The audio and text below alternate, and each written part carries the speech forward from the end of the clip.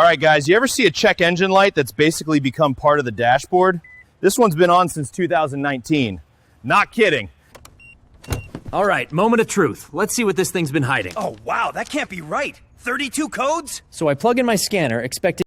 All right, so half of these are just ghosts. Old misfires, low voltage from a dead battery, even a code for the gas cap.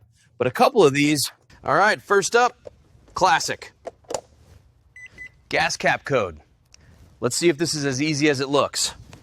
Now this one. I've only seen this code twice in my whole career. It's like the car's telling me a secret. Time to get my hands dirty. Well, would you look at that? Squirrels have been using this thing as a snack bar. That explains a lot. All right, this is it. Last code. If this light goes out, I'm buying myself a donut. And there it is. 5 years, 32 codes, and the light is finally off.